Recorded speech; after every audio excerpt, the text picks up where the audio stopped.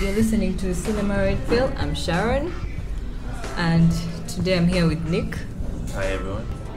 So in today's episode, we're going to talk about Nick's favorite film of all time.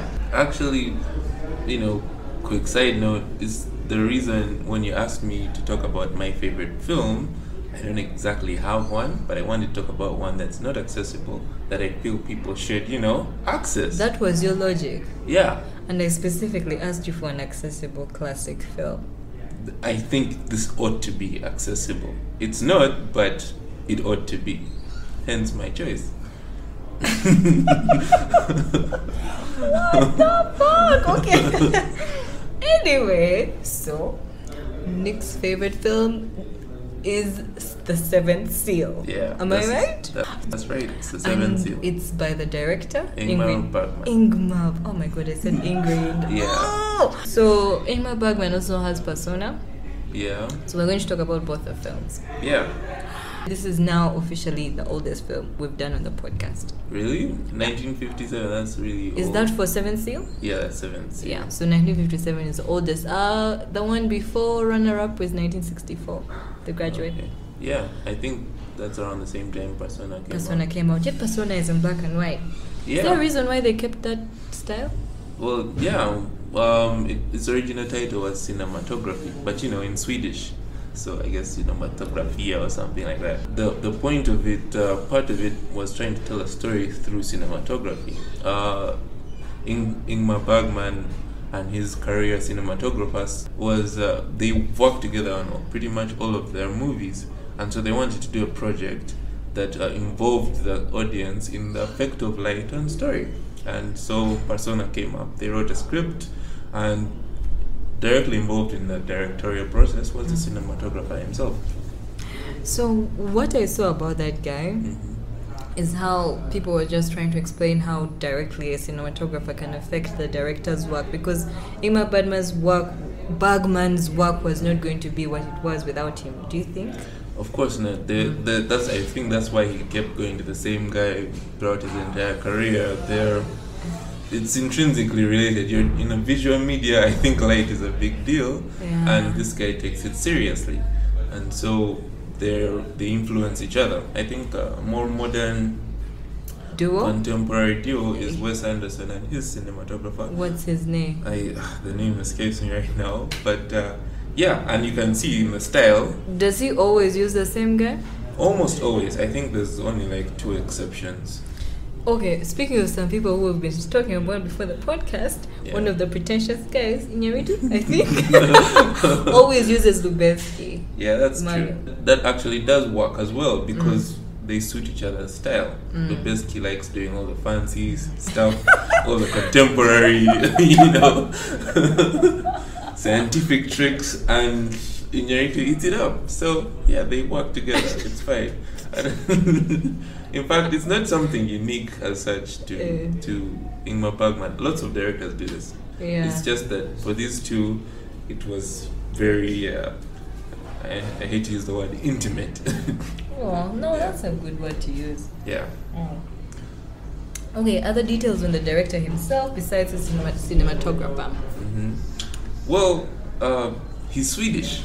So most of his movies are in Swedish, and I think viewers should expect that. It sounds a little funny, but you'll get used to it.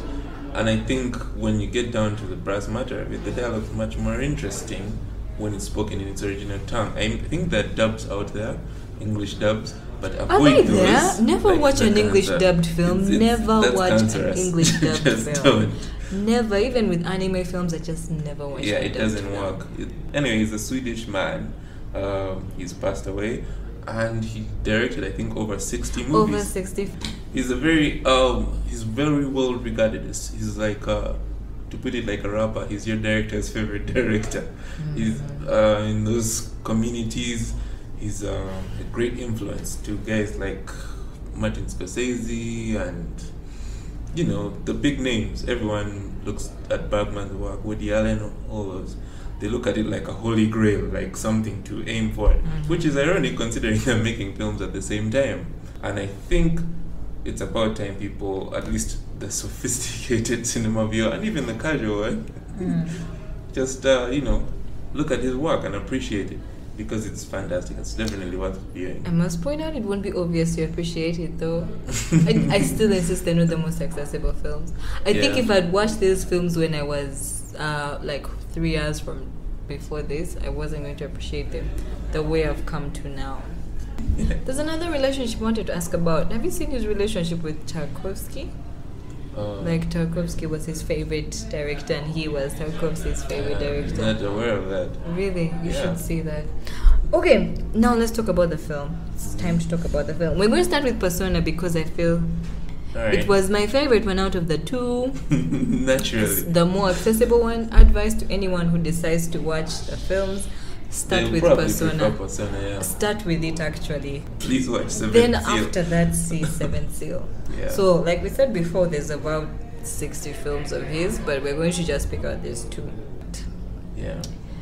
Wait, I actually have no idea when to start from. So I like Persona. I like this film. First of all, of course, I love that it was 2 female leads. That's super obvious. Yeah. And it was more comprehensible. The other, it has a storyline. It's headed towards, there's a narrative going on in the film which you can actually pick up on. But one place where I think I would want you to actually start on is the way it begins and how weird it is also as a film, with the little boy in the bed.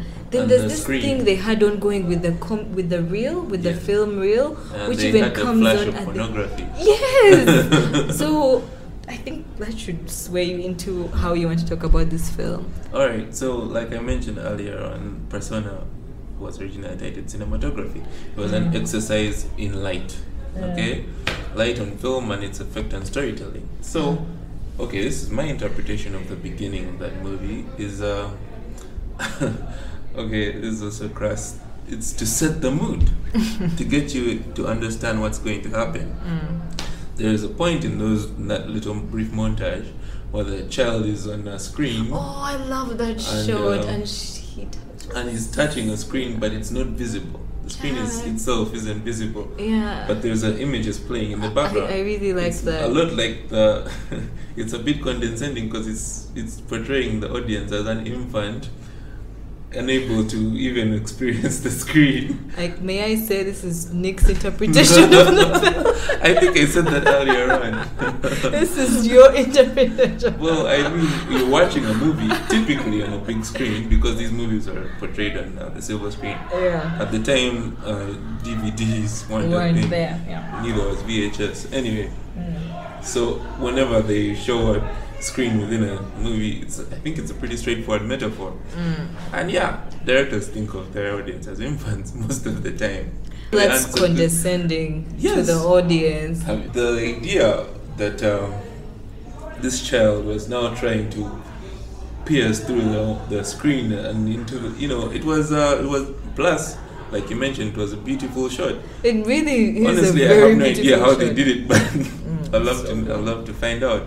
So, like you said, there's that brief montage at the beginning that's kind of incomprehensible. Don't worry about it. Yeah, just ignore it. Like if you're just getting into it, don't worry. It will be over soon. Yeah. It will be over soon. When we get into it, we have your 2 female leads. One is a nurse. Now let's talk about the characters. One is a nurse that she's taking care of, a famous actress who I think she admires, who went mute for no discernible reason on stage. She just suddenly went mute, and she's now in the care of this nurse, and they go to a secluded mansion somewhere in the beach, and that's where our story takes place. It's about these two's relationship and the eventual psychosis that goes on between the two of them. Why it's so fantastic is because they start to meld, I don't know how to put it, personalities as such. I guess that's... I think we've gone way ahead of ourselves, because that melding of personalities happens a bit at the end. It's towards the end. I would like to first talk about the relationship they form while they're there. While they're there, the nature of it. Yeah. Well, it's very, it's, in my opinion at least, at first it was very admirer and idol. Yes. And the idol is quiet. She doesn't say anything. She's mute.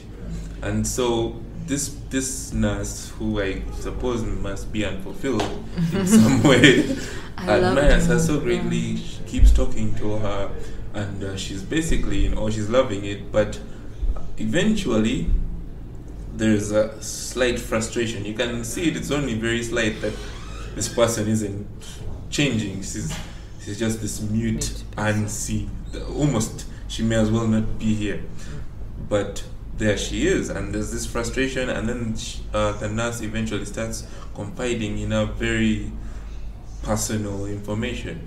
So personal, I mean, when I say personal, I don't mean I am married to this person once and I go to divorce. I mean the kind of thing you've decided to never speak with again to anyone. I think we're just speaking about that first monologue, right?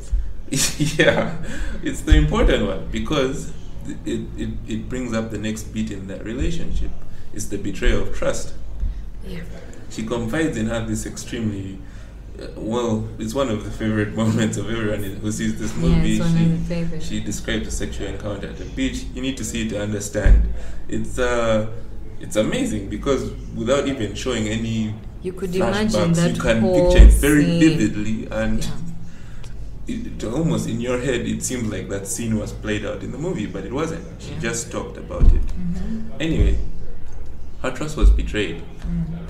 This intimate information was portrayed by this so-called mute person. So it's almost a double betrayal of trust. Like, what, you won't talk, but now you're talking about it. Now you won't shut up when it comes to betraying my trust. And eventually there's a conflict, and, well, I don't spoil how it ends, but it's a bit, what I will comment about it is, during the ending, keep in mind the effect of the light and what's happening between the two of them.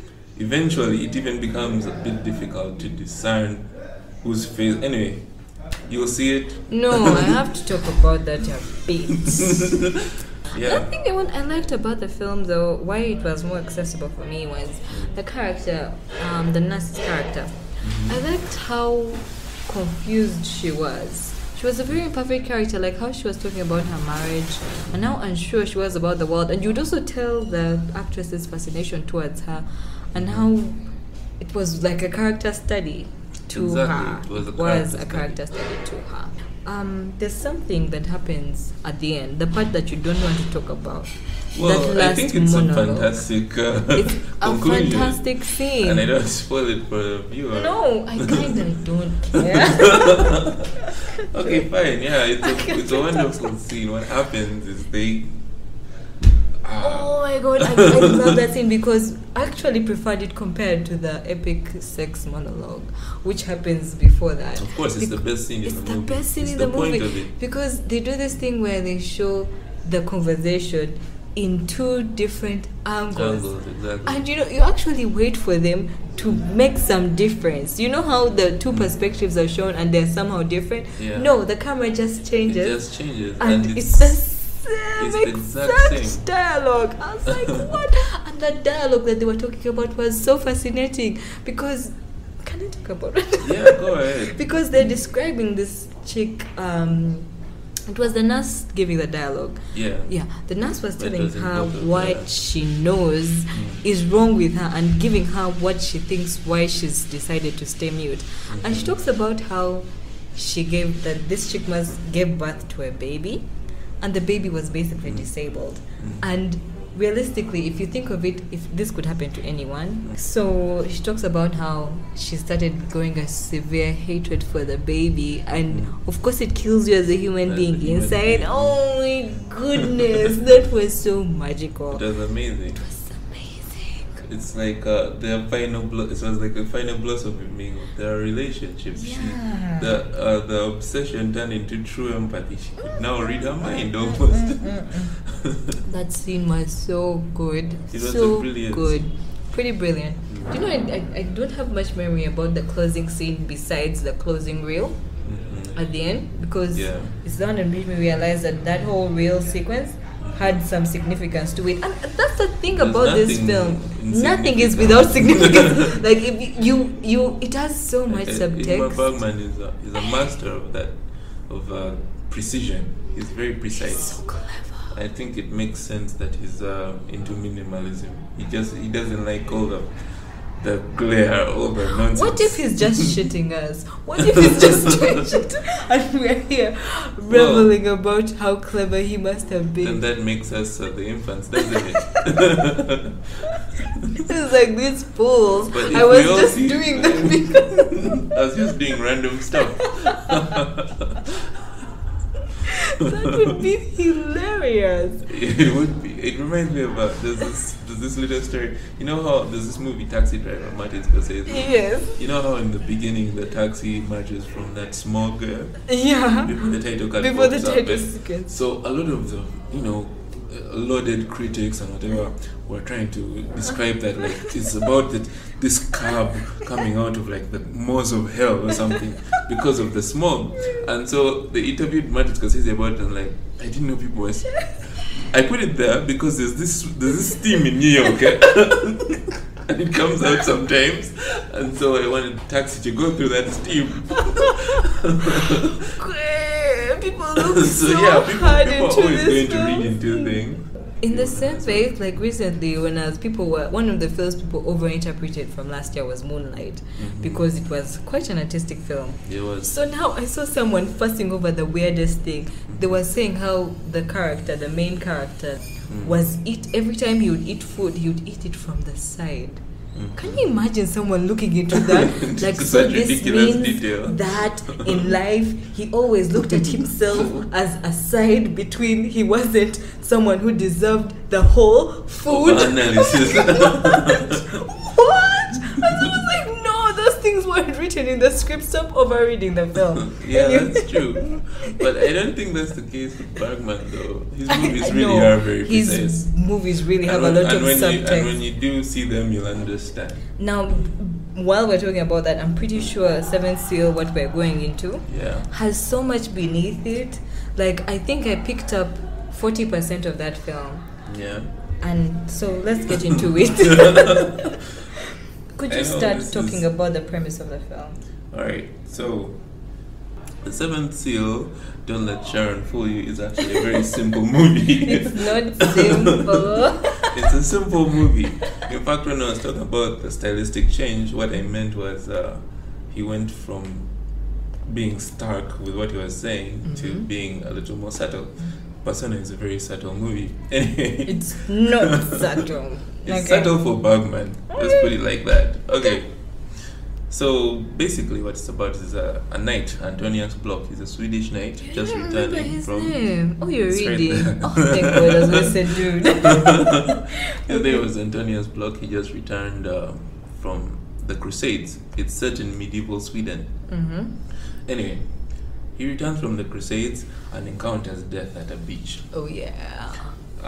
When I say encounters death, I mean literally death. The physical personification of death. He's almost like a monk, and he strikes a bargain with him in exchange for his own life and that of his squire. He'll play a game of chess with him, and if he wins, he gets to keep his life, and if he loses, of course, he dies. And I guess part of his logic to this as well was that at least during the game he'll stay alive. Anyway, so the movie follows Antonius Block and his squire, who only goes by Jay, I think, throughout their adventures, so to speak, in medieval Sweden. And this is during the time of the Black Plague. It's spreading across Europe and it's killing a lot of people, so the atmosphere is really morbid. They go to a church and they find a muralist. The guy who's drawing on the wall? Illustrating the dance of death and the spread of the Black Plague. The knight, Antonius Block, goes to have a confession with the priest. Naturally, I think he's scared a little bit, but he goes into a monologue that's wonderful, and I think you should read it. There's amazing catchphrases in there, but it turns out later that the person he's talking to isn't actually a priest, but death. And he unwittingly gave away his strategy, his chess strategy, to death, and death tells him he'll remember it. So Block, of course, now accepts that he's probably going to lose, and Anyway, later on, they encounter an acting troupe. There is a lady, a juggler, and their manager. The manager sleeps with the blacksmith, his wife. The juggler and the lady have a child. Yeah, he's actually a manager. I know it didn't seem like it, but anyway, yeah. The juggler and the wife have a child. And so when the knight encounters them, he says he's going to remember this moment while he was going to carry it into his next life like a jug of milk. Okay? In short, he's happy with these people. And then death comes to remind him of their game. And he starts to lose the game. Eventually, the Black Plague starts to spread. People start flogging themselves in the streets. They're called, I think, flagellants. To punish themselves. They think it's a curse from God.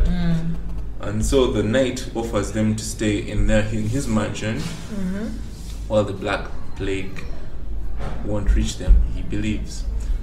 But death reminds him that he'll find them wherever they go. That's death. Anyway, long story short. I like that because even your explanation is incomprehensible. that is the definition of this film. You have to see it to understand. Long story short, death bids them dance. They all have to die. Dance. They all have to dance to the tune of death. A lot like what that muralist was painting. Anyway, so that's the basic plot of this movie. You can see it's very heavy on theme.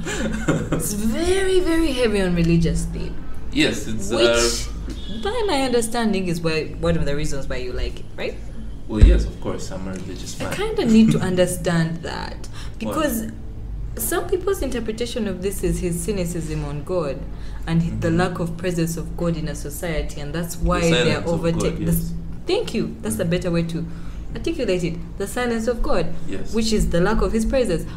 And so why does this resonate with you in terms of Christianity and you as a religious man? Well, simply put, I mean, any Christian will testify to this. When you're raised in a dogmatic fashion, when you're raised to believe God's presence isn't only real, but it's very visible. When you read the Bible, when you listen to the scriptures, God isn't a subtle person. When he acts, and then contrast that with on life experience. You're not seeing too many dead people raising. You're not seeing too many. It seems like in your own life versus the life that has been portrayed to you, God is very quiet. He's silent. He's almost indifferent, and that carries over to everything. You start to think maybe everything is indifferent. It plays well in the movie because the Night Squire, Jay, is a very nihilistic man. During the scene when he describes himself to the muralist, he does a caricature of himself and says, "This is Jay. Believes in nothing, isn't quite good, bad enough for hell, isn't good enough for heaven." Indifferent to the eternal life, actually. He's indifferent to everything. He's a nihilist. He's indifferent to women. He's indifferent to... Many people start to perceive it as almost laziness, but that's not what it is. And don't get it wrong, he's actually kind of a righteous man. At some point you see him rescuing one of the actors from a thug, and that thug happened to be a priest in the previous life and was the one who encouraged them to go for the crusades in the first place. I think that's part of why he's such a nihilist. He sees this stuff. He sees that a priest is now robbing people and trying to rape women. So that's what this movie is trying to talk about. Good and evil. The big stuff, eh? And what I liked so much about it is, ironically enough, it's refreshing. These days, most of the movies come out, it's malarkey, it's irony, it's, we can't look at good and evil, it's not that simple, stuff like that. When people try to tackle these things, it's cloaked in all kinds of irony, and that's the attitude of movies these days. What Bergman does is he presents an image so powerful, it survives all the parodies. It's stark. It's serious. Okay.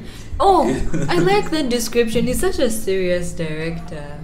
Exactly. He's not even he's not trying to cover it up in what's the word? Farce. He's not interested in that. He tackled the themes head on, and he did a fantastic job of it. And at the end of the movie, just like in the end of the day, we all have to dance with death. what's the quote? It said the Lord Death bids you dance. And anyway, something I should mention: the title, the Seventh Seal, it comes from Revelations 8:1. Yes. And the Lord opened the seventh seal. You know the chapter and the verse. Nice. Well, I draw Christian. I read the Bible. Okay. And and the angel opened the seventh seal, and in heaven and on earth there was silence, which is what it's about, the silence of God. Oh the my seeming God. indifference. That's a direct interpretation. I like that. Well, that's didn't what know the that. movie is extremely direct. That's really nice. Like I said, this, unlike what Sharon is trying to make it seem like, is a very direct movie. Okay, first let me talk now, by the way. So, Seventh Seal, it has the religious undertones. You can see them, they're right there. Undertones. Subtext, what do you want me to use? I think their tones, their themes, it has religious themes. Yeah. Okay? Yeah. But some of them are not obvious.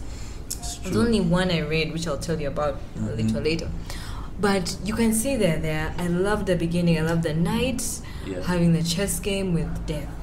That was so fascinating. I'm like, what the fuck?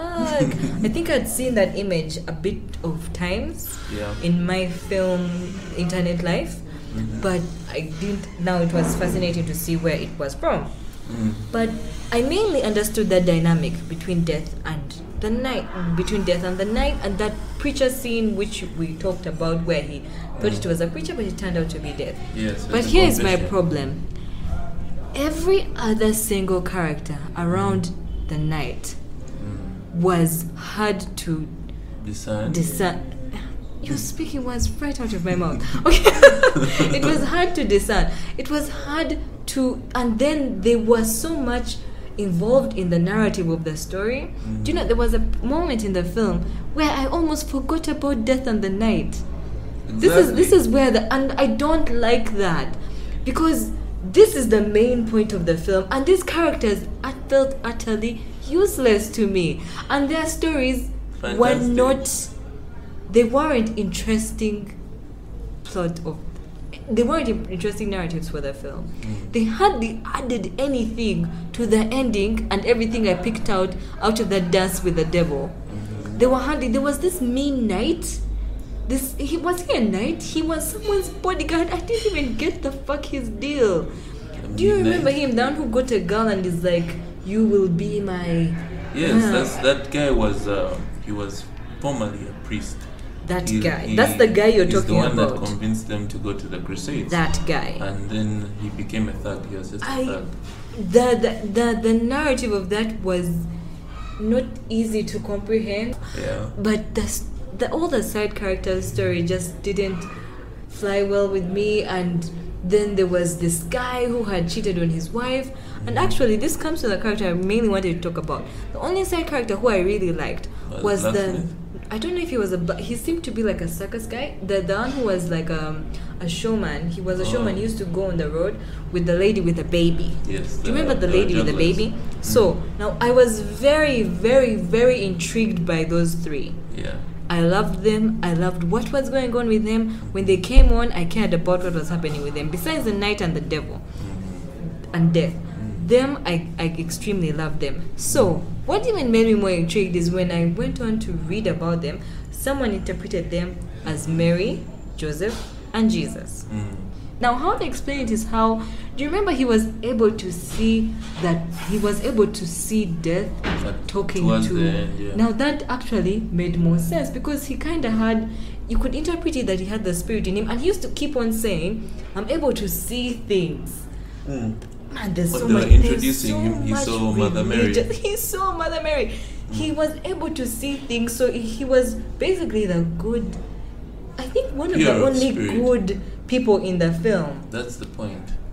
Okay, That was the this is what only I intriguing set of people in the film. This I is what loved those three. This is what I think about what you're saying. Okay. You mentioned that when these people came on and the night came to them, for a moment, you even forgot about his game with death. Did you notice what happened to the night when these characters came to play in his life? I didn't notice.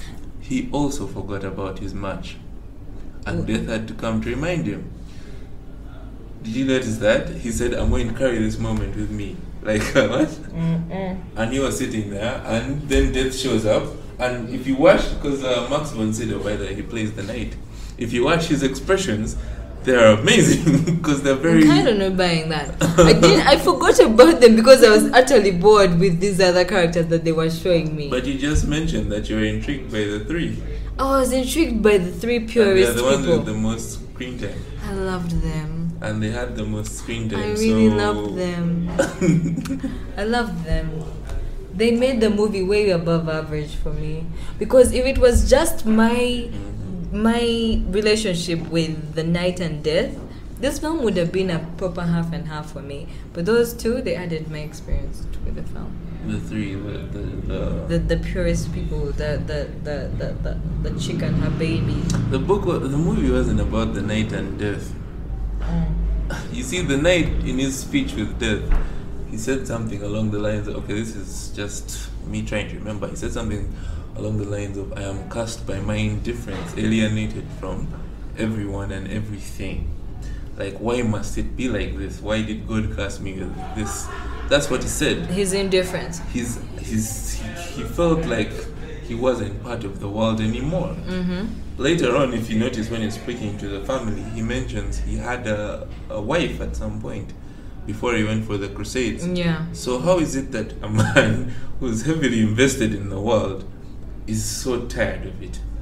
And how is it that his chief concern now is death, except for the one time that he's distracted by purity, including also the witch who you mentioned? That's a great thing. I'd forgotten about her.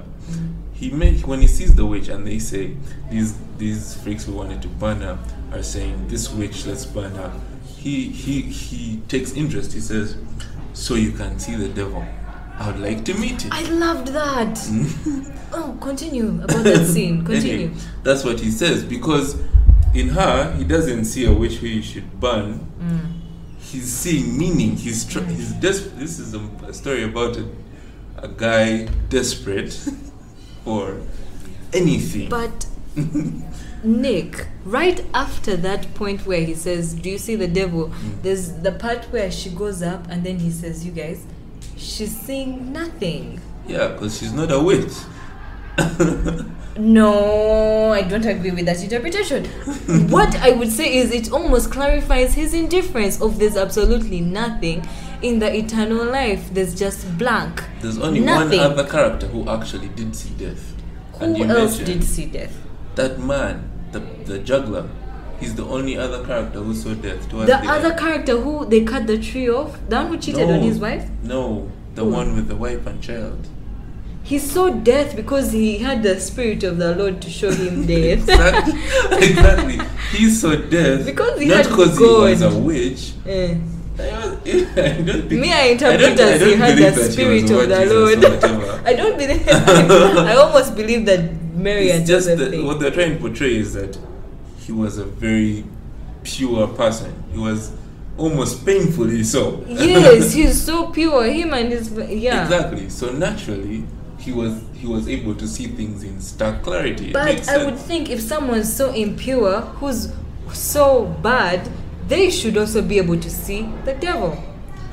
That's what you What do you say of that other guy who had cheated on his wife? How come he was able to see the devil? The guy who cheated on his wife? Yes. There was this circus he saw guy. Death when he was going to die. Exactly. This chick was also going to die. The same way the knight saw death because he was going to die. Why didn't that chick see death when she was going to die? At the same time, that's a good question. Yes. Why didn't she see death? That's a fantastic question. I don't know why she didn't see death. This movie is so difficult, and this explains what I'm trying to say about this movie. And it's one of those things, I think if I watched it again, my questions would double. I'm so happy we talked about Persona first, because this movie is so hard to salvage. Just this movie is so hard to Anyway, salvage. in short, you should watch it. You should watch it it's and try to fantastic. make your own interpretation of the film. And I think this is what movies ought to be. I don't That's like, what makes movies good. yeah, good ones. Yeah, good movies I don't, have I, it. I don't like a movie. I go in and we go out and there's nothing to say about this or even think about it. It's just okay. It was a movie. It started and it ended. And keeping in mind, this came out in the 50s. It's an old movie, Yeah. but it's refreshing to see because someone's actually I want to taking see it things again seriously. now after talking about it. I knew I would. I was eager to talk to you about it. Anyway, so that's why I liked it. The other Seventh Seal. It touches on heavy things heavily. Film of all time.